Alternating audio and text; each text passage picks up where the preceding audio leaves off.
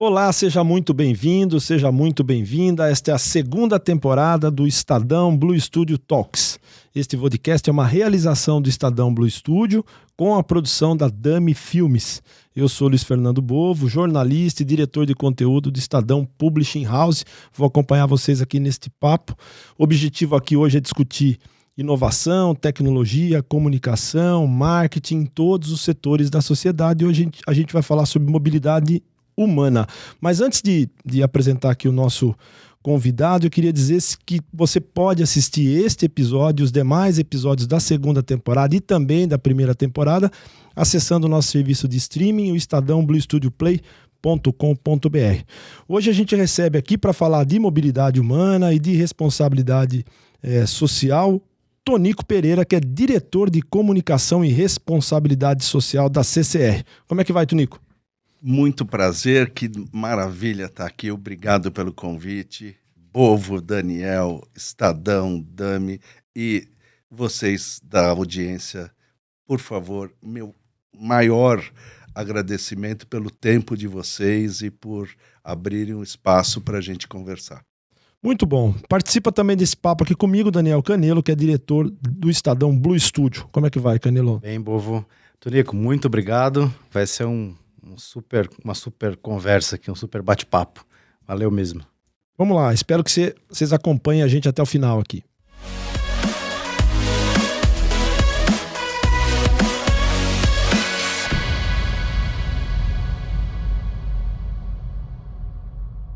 Tonico Pereira, que é diretor de Comunicação e Responsabilidade Social da CCR. Tonico, eu queria começar aqui com uma pergunta um pouco ampla, que você nos ajudasse a entender aqui uma coisa. Quando a gente fala de transporte de milhares de pessoas diariamente, né, em todos os modais, aí, trem, metrô, rodovia, barcas, aeroportos, como é que a CCR consegue fazer tudo isso sempre com segurança? Qual que é o segredo aí para operar esse gigantismo todo diariamente? Olha, o segredo é... Isso começou em 99, eu acho, e a gente vai construindo essa busca o tempo todo, sempre com segurança. Segurança é o principal valor nosso, e você tem que garantir essa segurança através de excelência de operação. Essa excelência é investimento de tecnologia, investimento pesado de capital e investimento de gente, talentas e talentos, né, que você precisa ter, e a experiência de rodar os modais e entendendo, porque no fundo há uma interligação de todos eles. E isso que é o mais importante. A gente sempre torce para que o sistema todo funcione. Somos nós e todos os outros. É isso que a gente quer. Porque as pessoas têm que ir para os seus lugares tendo a melhor maneira de ir, com conforto, com tranquilidade, com muita segurança sempre, né? Então você tem que buscar isso o tempo todo. Faz parte do desafio. Eu acho que é isso também que move as pessoas a trabalharem na CCR e outras grandes empresas. Você estava falando para a gente aqui sobre os grandes números da CCR. Queria que você desse uma dimensão aqui para a nossa audiência. Quando a gente fala de CCR, o que a gente está falando? De trem, de metrô, os números, os grandes números, para a gente ter uma ideia desse mundo. Para vocês entenderem os desafios e o padrão de excelência que a gente quer ter em todas as coisas, a gente transporta pelo menos 3 milhões de passageiros todos os dias sobre trilhos. Fora as barcas do Rio, que são muito queridas também. 1.900.000 veículos equivalentes. A gente chama de veículo equivalente, pode ser o automóvel, pode ser a van, e muitos caminhões passam em pedágios nossos todos os dias. Cerca de 40 milhões de passageiros ano nos 16 aeroportos que a gente administra aqui no Brasil e 3 fora do Brasil. Então tudo isso, e a gente tem uma operação muito grande também de serviços por trás disso. A CCR, elas são, se a gente fosse falar, são 4 grandes negócios, né? Rodovias, aeroportos, e a mobilidade urbana, que são trilhos e barcas, e a gente tem também um negócio muito grande que é a área de serviços. Então, toda a parte de prestação de serviços, de tecnologia, um pedaço da prestação de engenharia, parte de recursos humanos, jurídico, etc., tem um suporte gigante por trás, porque imagina como é que é, cada vez que passa uma pessoa num pedágio, a quantidade de tecnologia e de certezas que você precisa ter. Não é porque chega, tem o pagamento, esse pagamento tem que ser compensado muitas vezes, já felizmente, já muito mais em vias eletrônicas do que em dinheiro vivo. Ele vai para alguém que responde e diz que está ok esse pagamento, esse controle vai para os governos, que sempre tem as câmeras, né, de compensação disso tudo, e levanta-se uma barreira de bloqueio ali, e você segue o seu caminho bem. E é uma indústria nossa que normalmente ela é uma indústria sempre de no mínimo 25 anos de concessão, até 25, 30 anos. Então você sempre está fazendo uma coisa que é muito difícil para as pessoas entenderem, que é você tem que colocar muito capital, muito dinheiro, e imagine o que é colocar muito dinheiro a 13,75 de taxa de juros monstruosa do Brasil, para que você tenha os investimentos acontecendo ao longo de toda a vida útil, e você também tem o ciclo de vida útil renovado para quem for ser teu sucessor, se for você mesmo, que as coisas estejam em bom estado. Mas então a gente tem, por exemplo, nas linhas 8 e 9, que são um desafio importante para a gente está querendo, né, acelerar e melhorar o nível de entregas das linhas 8 e 9, porque é um compromisso que a gente tem, seja com a sociedade, seja com o governo, seja com o Ministério Público, seja com quem for, com nós mesmos, né? Somos 50 mil na CCR, são 18 mil CLT e bem mais de 30 mil terceirizados. Maior do que muita cidade do Brasil, né? Então, assim, a nossa responsabilidade é porque, e como você falou de segurança, né, a gente tem reuniões de segurança da diretoria executiva em todas as lideranças, todas as semanas. A gente fica o tempo todo tentando trabalhar para ir para o cenário que você sempre quer em segurança, para que o acidente zero de trabalho signifique o acidente zero de trabalho no geral e o acidente zero possível que você vai ter com a sociedade. Por que a gente fala possível? Porque, por exemplo, em rodovias, a gente continua fazendo aí com Maio Amarelo as campanhas de segurança, uma campanha sensacional aí com Marcelo Taz, mostrando os perigos de usar celular e etc. E assim, as pessoas continuam usando celular. Tem um monte de gente que continua não usando o cinto de segurança na frente, como passageiro. No banco de trás, então, é uma loucura. Então você precisa o tempo todo estar educando todo mundo, fora os acidentes normais que acontecem. Eu, nesse sábado, Bovo, foi sensacional. Eu estava indo para Salto de Pirapora às 8h40 da manhã, na Via Oeste, que todo mundo chama de Castelo Branco, que é uma rodovia que a gente opera, como a Anhanguera, Bandeirantes, Raposo Tavares, a Dutra, que hoje se chama Rio de São Paulo, todas essas rodovias que são muito boas. 8h40, por volta do quilômetro 55, a 3 minutos na minha frente, uma batida de 3 carros e um capotamento. Não tinha nuvem, não tinha nada, estava tudo impecável. Eu olhei e falei assim, Deus do céu.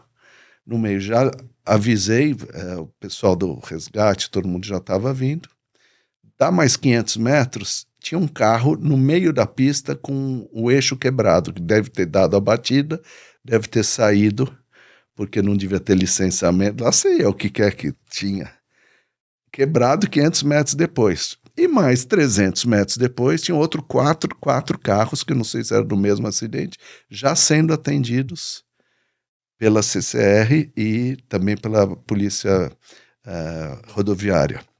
Então é assim, na média, a CCR faz um atendimento a cada 20 segundos. 20 segundos? 20 segundos. Entre todas as rodovias é isso.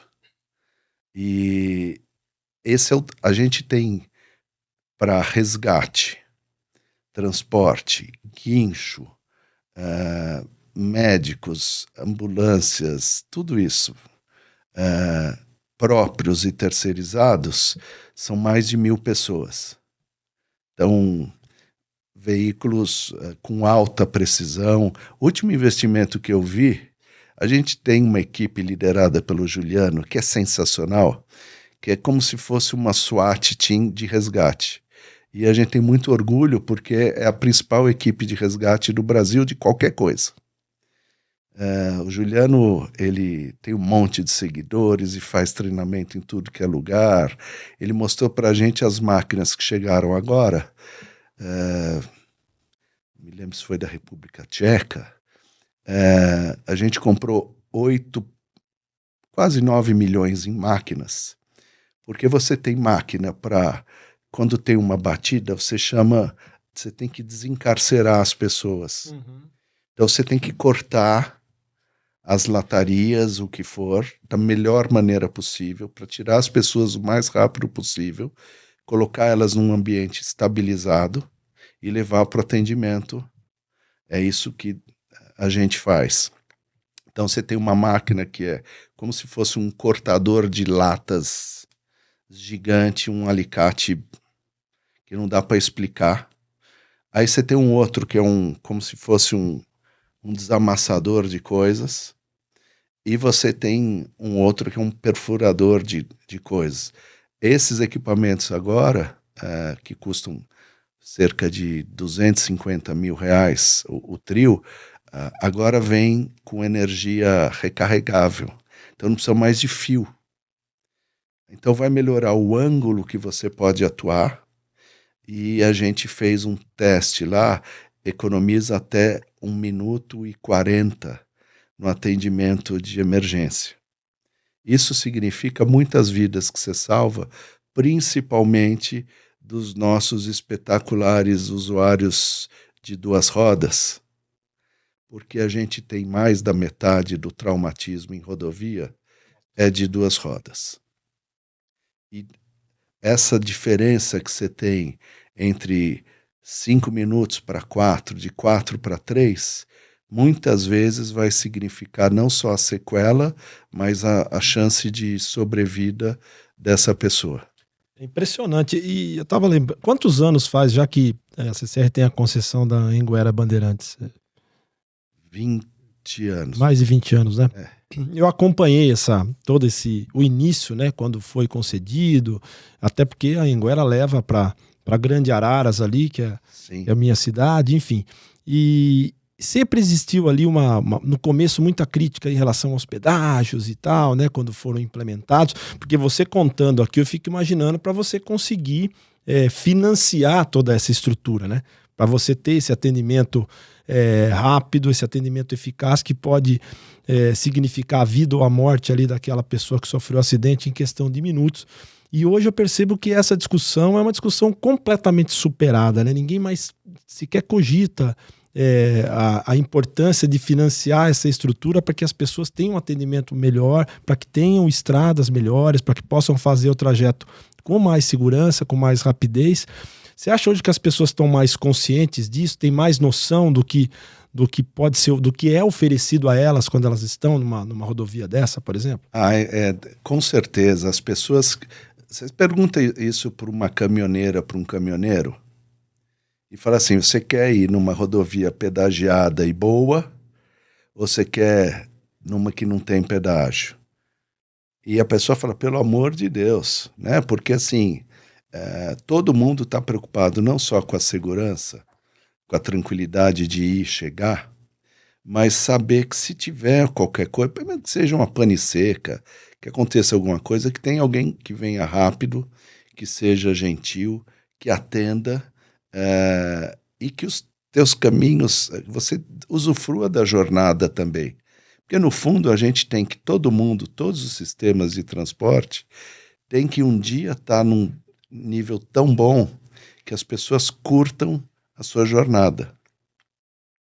Né? Que a pessoa fala, nossa, que bom que eu vou para Araras aqui, vou pegar o sistema Autobahn, vai estar uma maravilha, vou chegar lá, nossa, e que beleza, e o agronegócio triunfando, as coisas acontecendo, é isso que a gente quer. Então, a gente só vê detrator de pedágio com viés político-eleitoreiro, não é? Porque aí sempre tem alguém que está falando, olha, tem isso, tem aquilo, pedágio é caro, e aí você fala, bom, e vai fazer o quê?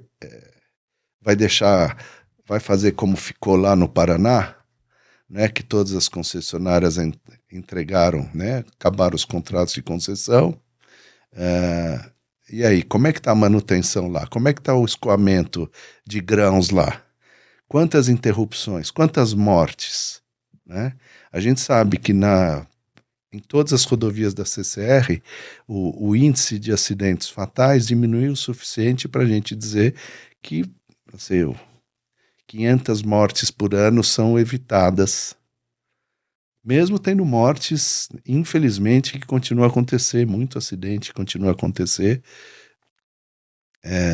Mas é isso. É porque tem um imponderável, né? Por isso que a gente chama de acidente. Às vezes acontece alguma coisa, um problema mecânico no carro e tal, tirando também essa desgraça que é o celular, né? Enquanto as pessoas estão dirigindo, ainda mais numa estrada, do mesmo jeito que o celular trouxe muita coisa boa pra gente, a tecnologia, né? A própria conectividade na estrada, que facilita muitas vezes você chamar um socorro rapidamente, também acaba... Você diria que quantos por cento dos acidentes, vocês têm esse número, são causados ou tem o celular como protagonista? A gente não tem ele exato, mas é 2 dígitos sempre. É impressionante. Então, assistam o Epidemia da Distração, com Marcelo Taz estrelando, é uma produção da CCR Rodovias, o Eduardo Camargo e a Ju Monteiro e seus times, o Jair. É sensacional, porque o Taz mostra isso de uma maneira super lúdica, mostrando assim, ó, são só 5 segundos, eu só vou responder.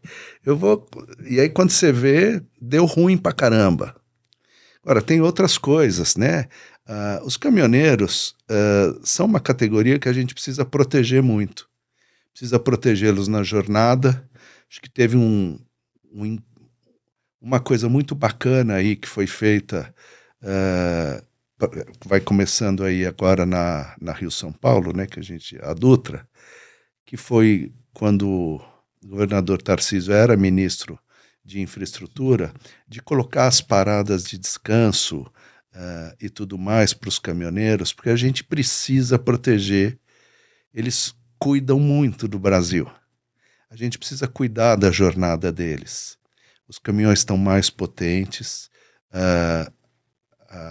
as entregas, nós como sociedade precisamos ter mais razoabilidade nas entregas. A gente tem que proteger os caminhoneiros e os motoentregadores. Eu peço para todo mundo, só peça urgência se você tiver muita urgência. Porque os nossos motoentregadores se matam para fazer as coisas da melhor maneira possível. A gente tem que cuidar muito bem deles. Sabe o tal do motoboy, a motogirl? Eles são demais. Vamos proteger eles. E vamos proteger os caminhoneiros. Então, assim, houve medidas ruins há poucos anos aí de aumento do excesso de carga que o caminhoneiro pode levar. Isso ofende engenharia, ofende manutenção de estrada e ofende a segurança que os engenheiros de todo esse sistema fizeram, os engenheiros dos caminhões e etc. Então vamos proteger com horários e entregas e prazos. Vamos entregar mais inteligência nesse transporte e, né, a gente não pode explorar ao limite do ser humano na carga horária, lá com as entregas. Existe uma coisa muito difícil nos caminhões, também foi feito pela área de rodovias, mostrando que é o ponto cego. O ponto cego do caminhão ou do ônibus é uma loucura. Às vezes, um dia que vocês quiserem, a gente faz esse teste.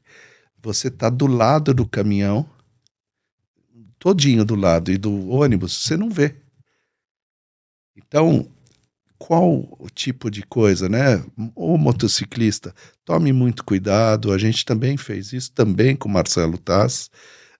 Levou-se caminhoneiro para virar motor entregador e vice-versa, e levou o caminhoneiro e o motoentregador para ver o túnel de vento lá da USP, para entenderem tudo o que acontece. E mais uma outra coisa, pelo amor de Deus, se você for ciclista, a gente acha bárbaro o esporte, mas não ande em grandes rodovias. Não use grandes rodovias, porque o risco de você ter um acidente é grande. Tonico, você, aqui na sua fala, basicamente a gente entende que tem uma operação super complexa, né, na companhia, coisa que como usuário a gente nem percebe, acho que nem deveria perceber, né? E sempre lidando com vidas, né? O negócio de vocês, ele impacta diretamente na vida das pessoas, né? E você é à frente da comunicação da empresa nesse cenário ultra complexo, né? Complexidade do negócio em si e o fato de vocês lidarem com vida a todo momento. Quais são os grandes desafios de comunicação para vocês? O que isso traz de impacto na estratégia de comunicação do grupo? Daniel, super obrigado aí pela pergunta. O maior desafio é que nós somos a primeira empresa que se posicionou como uma empresa de mobilidade humana. A gente deixou de falar que a gente é uma empresa de infraestrutura. É sobre gente.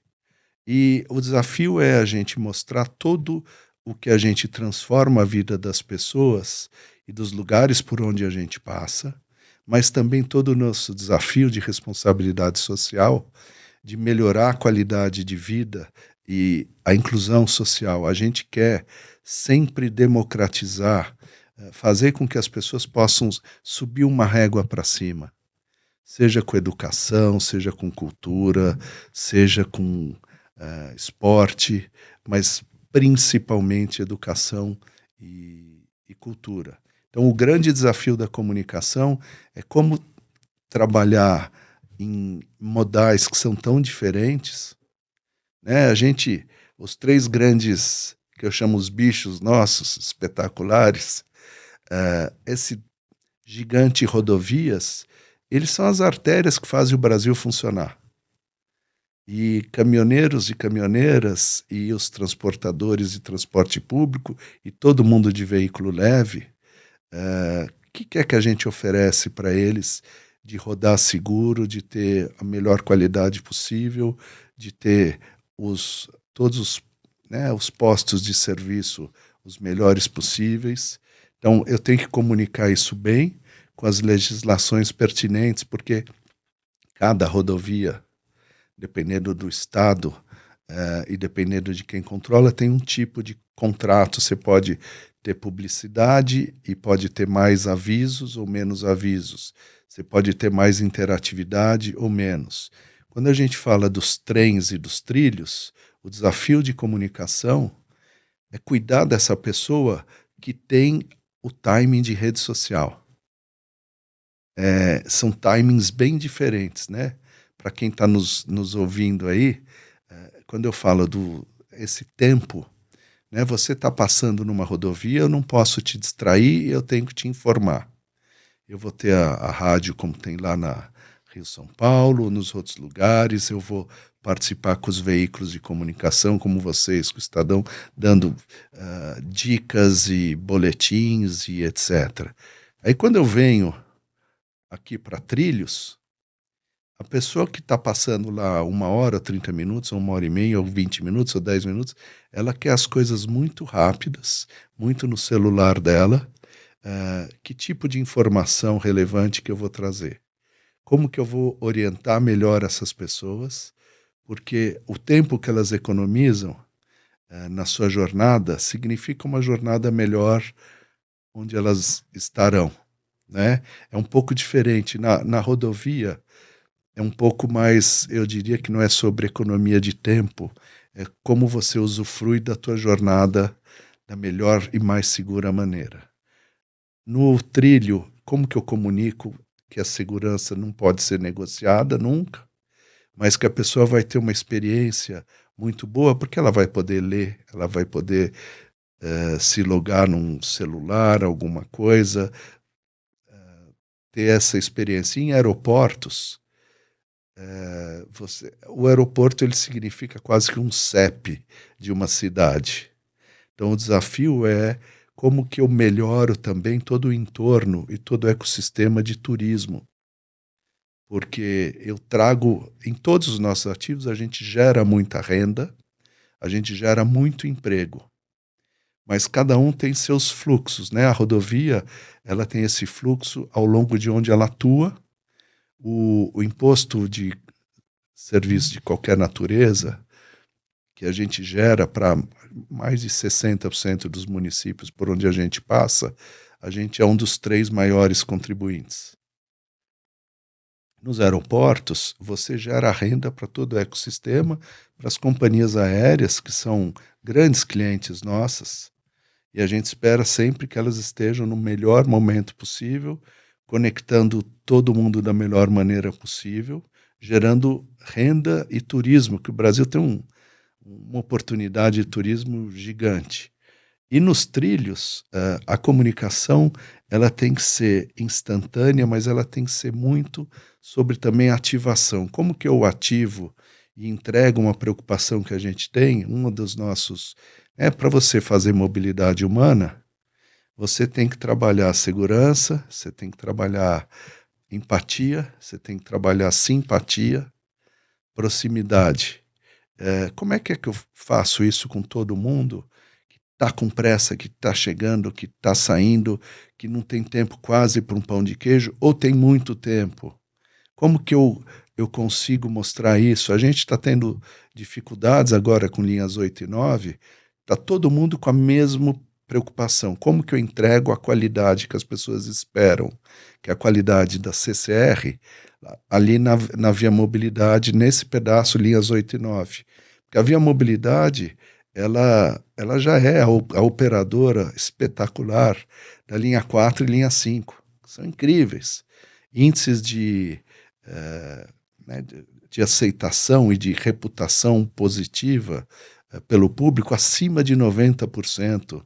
É o maior score que existe de satisfação. Em Salvador, onde a gente opera, que também é Via Mobilidade, idem. O VLT do Rio, idem. Barcas vai muito bem com todos os desafios de Barcas. A gente aqui em linhas 8 e 9 tem um desafio também de comunicação. As pessoas entenderem que a quantidade de investimento que a gente está fazendo vai chegar. É um compromisso nosso, porque a gente não dorme bem. E não é conversa, porque é um monte de mulheres e homens com muita alma que fala assim, eu preciso entregar melhor do que eu estou entregando, e as coisas demoram, né?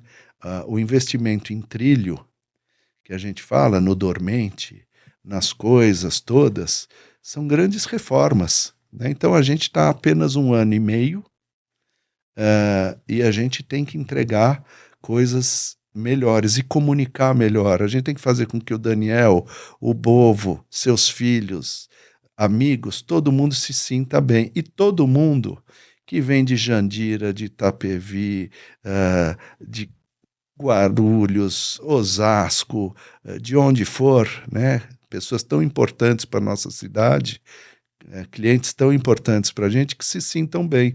E a gente pede esse voto de confiança. Confiem no maior operador, no melhor operador de mobilidade humana do Brasil, um dos maiores do mundo, porque a gente vai entregar. Confiem na gente. Só para quem não está familiarizado aqui com os termos, né? Quando a gente fala de linhas 8 e 9, são as linhas 8 e 9 de trem, certo? De trem. Isso, é da CPTM. Quando a gente fala de linhas 4 e 5, do metrô. Isso. Beleza, só para as pessoas que não estão aqui familiarizadas. Desculpem, aqui em São Paulo tem um modelo onde foram concedidas para o setor privado 2 linhas de trem. Isso faz 1 ano e meio atrás, né, um pouco mais a concessão, mas a gente passou a operar em janeiro do ano passado. São as linhas 8 e 9. Uhum. E as linhas de metrô aqui em São Paulo também tem um pedaço que foram privatizadas, são as linhas 4 e 5, e que são as linhas com a melhor reputação de um sistema muito bom, porque o metrô de São Paulo é muito bom, todo o metrô é muito bom, e a gente tem a honra de operar as linhas 4 e 5. A linha 4 amarela foi a primeira PPP, né? Foi. Muito bem. Você estava falando aqui do investimento em trilhos e da importância. A gente vê os trilhos na Europa, principalmente, é muito comum, né, você ter transporte de trilhos, enfim, cortando ali todos os países. E o Brasil, a gente percebe que isso não é tão explorado. Você acha que ainda há espaço para que isso seja mais bem explorado ou ampliado? Ainda é possível frente às novas tecnologias, frente ao que a gente vem observando aí enfim, de rodovias, de aeroportos? Você acha que é possível crescer ainda essa penetração de trilhos nos grandes centros urbanos do país? É imprescindível. A gente viu um movimento muito positivo aí para os trens de carga, e que tem feito também um investimento pesado, né, privado nisso, e que é importantíssimo para o escoamento das riquezas do Brasil. A parte de trilhos urbanos passa por uma necessidade fundamental. A gente tem que triplicar o investimento. As linhas 8 e 9, para você ter ideia, elas no primeiro trimestre desse ano, elas significaram mais de 50% do investimento total da CCR. A CCR investiu em 1 ano e meio 1,7 bi a 13,75 de taxa de juros. Volto a falar que é uma loucura. Então, assim, a única saída para o transporte de massa, a única não, mas a melhor saída é a integração de trilhos com os outros meios, né? O meio ônibus é muito importante, os outros meios todos, né? A gente vai ver eletrificação de ônibus de novo, outras coisas. Essa interligação é muito importante, é muito pesada.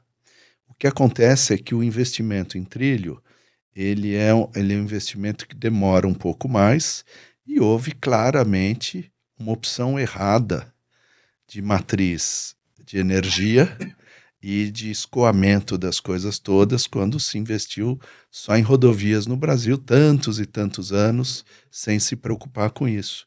E até tem uma coisa importante, tem gente que às vezes me pergunta, o trem intercidades, etc. Olha, o trem intercidades é muito importante, não só para São Paulo, mas para todos os lugares. É muito importante que venham players de todos os lugares para trazerem tecnologias e investimentos para tudo isso, que possam competir conosco, que possam, e com outros players aí, nacionais também, super bons que a gente tem, porque a gente precisa acelerar isso, a gente precisa voltar a ter, porque não vão caber, os veículos não vão caber nas cidades, a gente já sabe. A gente já sabe que se não fosse o etanol, a gente estava ferrado no Brasil.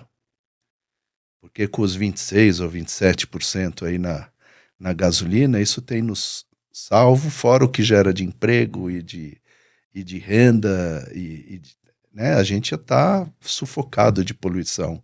Numa São Paulo, por exemplo, com um mês sem chuva. Então você tem que ter os trilhos, tem que ter os trens de intercidade. E o tal do trem-bala é uma coisa que é ótima, mas a gente tem que lembrar que o Brasil é um país de legislações difíceis, de desapropriações difíceis.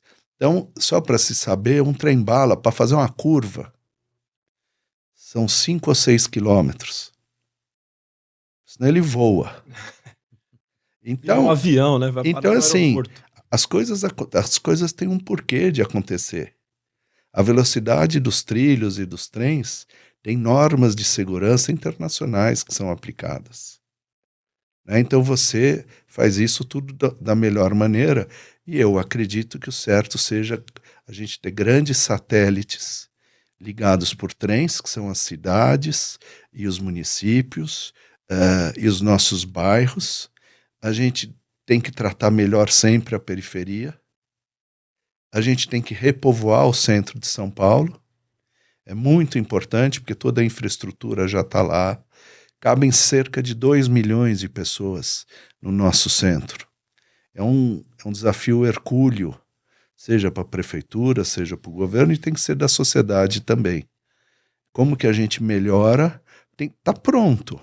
O centro expandido lá para os Brás, Mercadões e coisas e tal, cabem 2 milhões de pessoas. Vamos falar que fiquem 1 milhão de pessoas a mais, que você desafogue da periferia que eu digo, da periferia que não está bem instalada. Tem periferias que estão bem instaladas. A gente tem que entregar dignidade para todo mundo. Né? Então o trilho ajuda muito isso, a integração com os ônibus e agora com essa nova questão da eletrificação, com os ônibus elétricos, acho que vai ser muito importante. E a gente tem que melhorar a tecnologia para integrar, para diminuir o tempo que o cartãozinho passa e que a catraca abre e que o trem está esperando e que o ônibus está... A gente tem que investir muito. O Brasil é preguiçoso em investimento de tecnologia, é preguiçoso em investimento de infraestrutura. Precisa mudar isso, a gente precisa mudar a chavinha. Você falando aí de investimentos, de quanto que precisa de investimento, até dessa chegada de novos players para que o Brasil possa ter dar esse salto, né, quando a gente fala de mobilidade, principalmente sobre trilhos aqui, a gente percebe que a iniciativa privada tem um papel muito importante nisso, até para ajudar a financiar esse desenvolvimento, né? E a CCR faz um pouco esse trabalho. Como é que você acha que o Brasil está preparado para receber esses novos investimentos, novos players? Como é que esses novos players ou esses players de fora do Brasil observam o Brasil? Você acha que ele é um destino atrativo para eles ou não? O Brasil é muito atrativo como oportunidade, é pouco atrativo como segurança jurídica. Porque você tem, dependendo dos estados e dependendo dos julgamentos, o Brasil está num conflito sobre segurança jurídica. A gente tem que proteger o investimento privado, tem que proteger as coisas privadas, assim como são protegidas as coisas públicas. A sociedade precisa rever isso. A sociedade precisa apaziguar esse discurso meramente ideológico, porque é um discurso sobre voto, não é sobre Brasil, né? No fundo, quem é muito aguerrido à ideologia é um fanático. Então, assim, o investimento privado, ele tem inteligência. Porque ele vai rodar o mundo, ou ele vai rodar o Brasil, ou ele vai rodar as oportunidades. Eu sempre falo que, assim, a gente tinha que erguer um prêmio Nobel para a Embrapa e para o agronegócio brasileiro. O agronegócio brasileiro é bom, respeita o meio ambiente, faz as coisas corretas, etc. Quando a gente vê os desvios, tem que ser punido pra caramba. Mas não é do cara sério do agronegócio. E você não pode trazer insegurança jurídica para nenhum lugar. O contrato que você tem que ser respeitado. Ele tem que ser respeitado porque ele é o senhor dessa relação. Agora, ele pode ser aperfeiçoado. Você tem que contar que o judiciário também vai aperfeiçoar pelo bem do Brasil, pelo bem das coisas que estão acontecendo. Então, batalha ideológica de capital privado versus estatização é uma conversa que é só de quem quer ver. Você quer ver o quê? Você quer ver o retrocesso? Você quer ver a triste figura que está acontecendo com a Argentina, o que aconteceu com a Venezuela? E não é sobre ideologia, é sobre pragmatismo. Se eu pego, como nós temos, a gente tem um objetivo de investimento esse ano de 8 bilhões. Não era tão mais fácil pegar esses 8 bilhões e fazer como um monte de gente faz e deixar no banco rendendo a 13,75 ao ano, mais não sei o quê? Então, quando você é o investidor, você está olhando tudo isso. Agora, o Brasil é espetacular de oportunidade. A gente consome uma grande parte do PIB que a gente gera aqui. A gente tem o exponencial para crescer o turismo, não sei, 5 vezes, 7 vezes. O turismo todo do Brasil é Barcelona, com as maravilhas que a gente tem. Cada vez que eu vou para um aeroporto nosso como São Luís, ou Imperatriz, eu olho e falo assim, que orgulho que eu tenho do Brasil. Que orgulho que eu tenho desse povo, dessa miscigenação.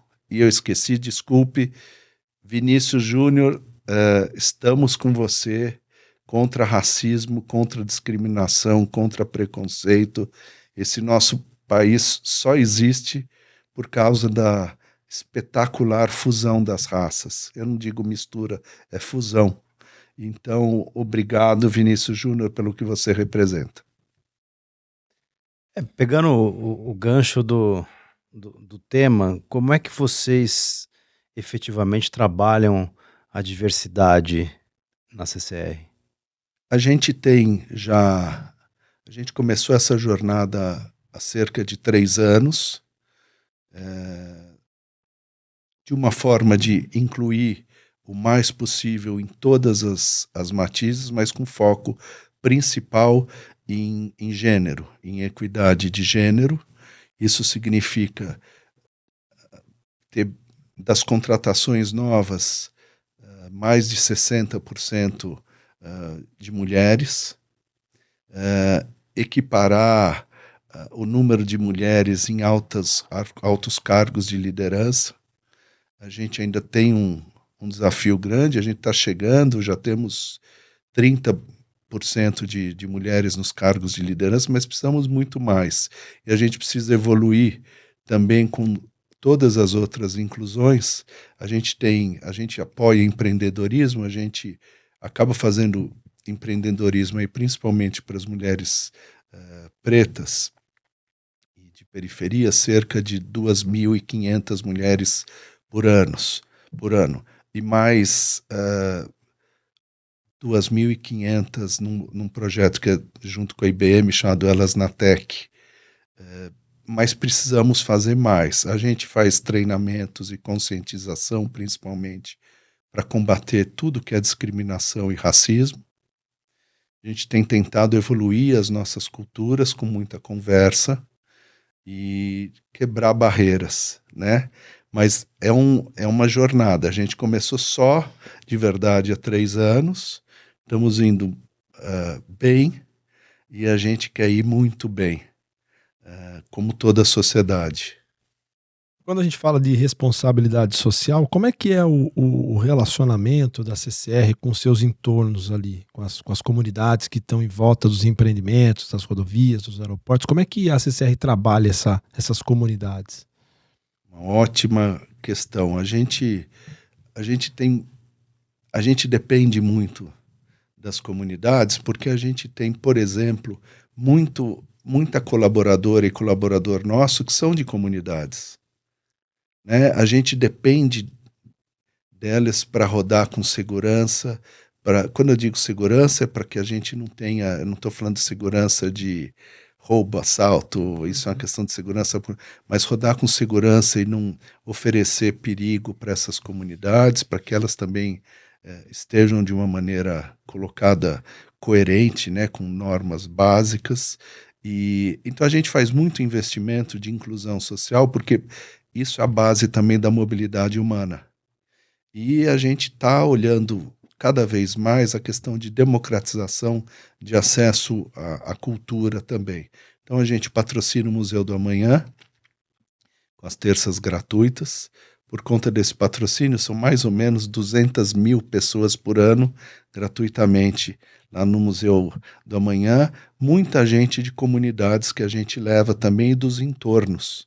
O Museu do Amanhã tem cadastrado 5 mil pessoas do entorno, que não pagam para entrar no Museu do Amanhã. A gente patrocina aqui o Museu das Favelas, que tem menos de um ano, ainda é gratuito, e a gente quer que ele tenha essa gratuidade e a parte de inclusão e de transporte. A gente é patrocinador da Flipelô desde que ela existe lá em Salvador. A gente tem muito orgulho. É uma festa literária que tinha que ser baiana, porque ela tem temas incríveis. Esse ano ela vai trazer não só literatura, mas homenagem aí ao candomblé, e grandes autores, grandes discussões. A gente faz esse transporte lá, a gente leva a Fundação Jorge Amado também para as estações, para o público. Então, essa pergunta é fundamental. O que é que a gente vai integrar também nos aeroportos, nos seus entornos?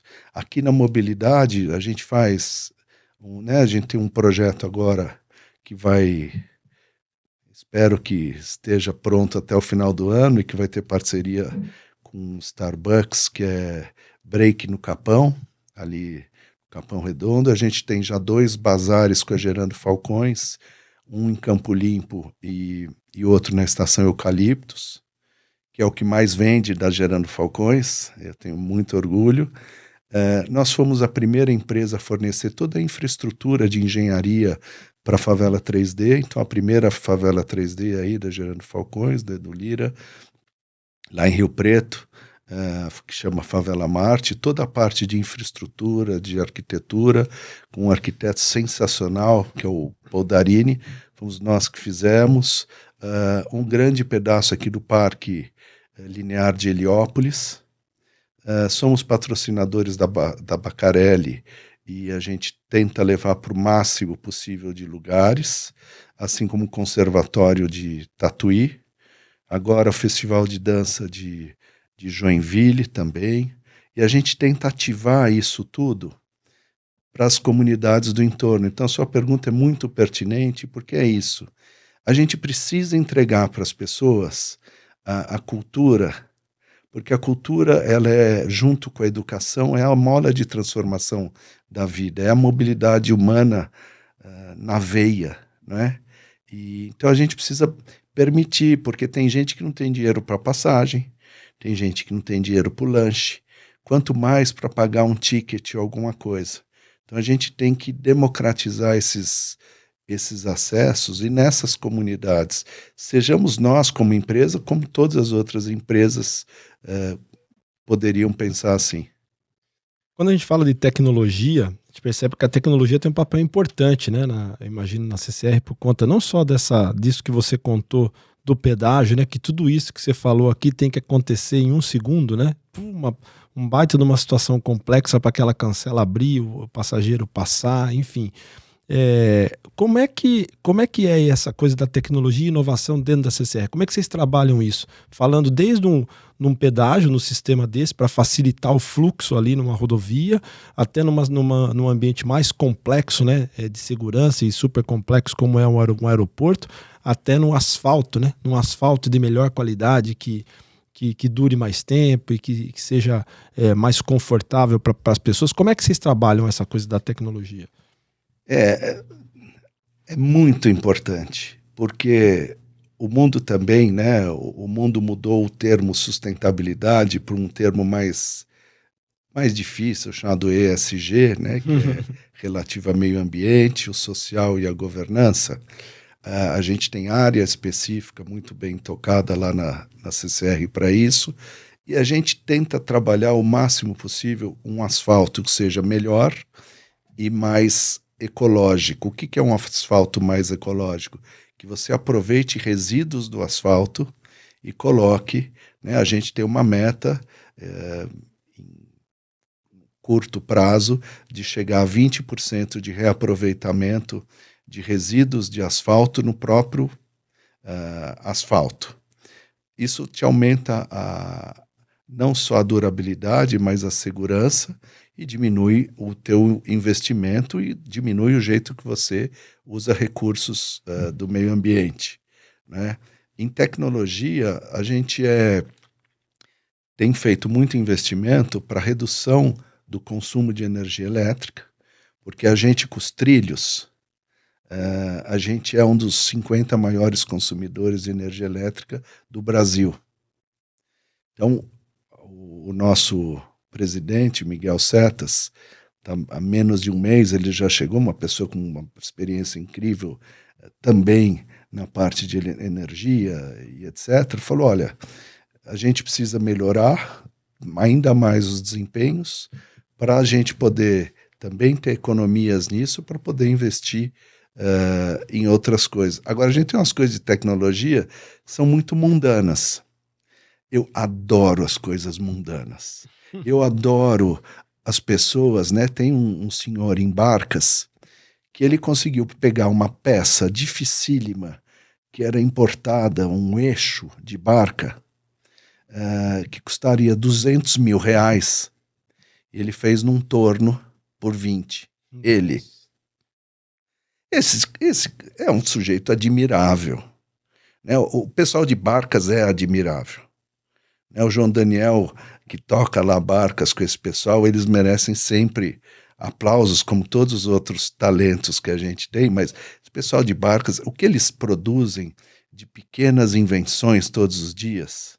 Então, essa tecnologia, quem inventou a questão de saber se um trem está mais lotado ou menos lotado foi a Via 4. Ela sabe o peso. Pelo peso que vem o trem, ela vai te dizer se está lotado ou menos lotado. A gente é uma invenção nossa, assim como o sensor de porta para as linhas 8 e 9, que ainda não tem um sistema automatizado, também uma invenção nossa para ter um sensor de porta e você não poder abrir a porta por descuido. Tecnologia está no nosso core. A gente precisa melhorar o jeito, dar mais incentivo, sabe? Por exemplo, fazer o café com o Bovo e com o Daniel, e trazer as nossas inventoras e inventores do dia a dia. É a pessoa que olha para o cafezinho e fala, e por que a gente não faz esse café coado? Lá a gente tem a Dona Dalva, com o time dela, tem um dos melhores cafés do mundo. E como é que eu melhoro? Como é que eu melhoro o café da Dona Dalva? Então, assim, a inovação e a tecnologia estão o tempo todo com a gente. Seja com a preocupação de sustentabilidade, mas seja com essa preocupação de eficiência, de reuso de material. Tem uma coisa que é muito bacana para um próximo programa. Vocês sabiam que a Rio-São Paulo vai ser inteirinha iluminada? Não sabia não. Está no contrato e a gente vai ter isso aí. Vocês vão ter que convidar uma pessoa muito mais interessante do que eu, não sei quem, mas será mais interessante do que eu, para falar, porque a gente vai estar no mapa. Se você olhar do espaço, você vai ver a maior rodovia iluminada do planeta, que a gente vai ter iluminação desde Guarulhos até a chegada lá perto do Rio de Janeiro. Fora a obra da Serra das Araras, que é um case de engenharia. Porque são pouquíssimas empresas no mundo que conseguem fazer uma obra de engenharia com tantas questões técnicas e ambientais e tal, como vai ser a Serra das Araras. E você sabe que você está falando dessa coisa da inovação, né? Essa situação das barcas, por exemplo, desse profissional que desenvolveu no torno ali um eixo que, ou seja, pelo 10% ali do valor dele, provavelmente isso é uma situação que a inovação, para que isso aconteça, ela deve estar permeando a organização, deve ser um processo, deve ser uma coisa incentivada, né? Senão não teríamos uma situação dessa lá nas barcas. Ela é incentivada e dentro da cultura da CCR, a gente tenta fazer com que as pessoas tenham mais protagonismo, que elas tenham mais liberdade. A gente precisa uma coisa que a gente está precisando investir mais, que as pessoas tenham menos medo de errar. Eu mesmo tenho medo de errar um monte de vezes por dia. E a gente precisa se permitir isso, porque como a origem nossa, somos uma empresa de engenheiras e engenheiros, você não pode ter erro. É que nem o fator de segurança, tem que ser o índice você tem que sempre buscar o acidente zero. Então a gente precisa melhorar essa segurança. Isso é uma coisa que vocês aqui com o Blue Studio e com a segurança não, o medo de errar, vocês podem nos incentivar bastante com o Estadão e todos os conteúdos. Como fazer isso? Como despertar essa pessoa que eu vou mudar só a mesa de lugar e vai melhorar o jeito que eu vou fazer o videocast? Como que eu vou colocar isso tudo? Então tem essa mudança cultural, a gente tem tentado colocar isso, esperando que o nosso dia tenha mais do que 24 horas, e então ele é sistêmico, mas pode melhorar muito, e pode ser mais aberto também para quem vem de fora. A gente fez 2 hackathons há 2 anos atrás, foram um sucesso espetacular. A área de novos negócios, que junto com a área de serviços cuida dessa área de inovação e tecnologia, tem feito um trabalho muito bom, mas a gente tem que melhorar vezes 10. Porque a CCR é uma empresa que ela depende muito de tecnologia. Então, a gente precisa ter mais gente inconformada e que olhem para a CCR e falem, eu quero trabalhar nessa empresa porque eu sou inconformado. Essa coisa do atual eu não quero mais. Como eu sei que você é palmeirense, que é o meu segundo time, eu sou pai de um porquinho espetacular. E eu sempre fui com ele no estádio, eu sou um santista roxo e eu sou um bicho esquisito. Eu sou uma baleinha, como vocês veem pelo meu tamanho, e assim... a mesma coisa que fez o sucesso do Palmeiras é o que faz o sucesso da CCR. Você tem que investir em gestão, em talento, em tecnologia e em inovação. Né? Porque eu não conheço o Abel, mas que o Abel gosta de inovação e deve estudar pra caramba e saber todo mundo e qual é a habilidade, para onde que vai, para onde que vem, é sobre isso. Então, assim, a gente precisa incentivar essas pessoas que elas possam criar muito e não terem medo de errar. E a gente deveria ter alguma coisa aqui com vocês que fosse as coisas erradas que a gente tem que aplaudir. Muito bem, é uma boa sugestão. Excelente ideia, excelente ideia. Tônico, qual é o seu combustível diário? O que te faz acordar cedo e fazer parte dessa engrenagem gigantesca que é a CCR? O meu principal combustível é a mobilidade humana. Então, incluir pessoas, democratizar o acesso à cultura, para mim é o maior desafio. Eu sou uma pessoa que tenho depressão e trato isso há décadas. Eu tomo Venlift de manhã e sei os meus limites. Eu tento administrar os meus limites de saúde mental e das pessoas em volta. E o que me move é isso. Eu sou inconformado com um Brasil de tanta oportunidade e que muitas vezes se perde num discurso ideológico que não serve para nada em lugar nenhum. Em nenhum lugar serve. Então, assim, o que nós estamos olhando para o Brasil? O que eu estou olhando para a pessoa que é tão importante quanto eu, que está saindo lá, que nem eu conheci um talento incrível, Gabriel Lima, lá de Taipas, Parada de Taipas. O que eu estou fazendo para o Gabriel estar mais feliz?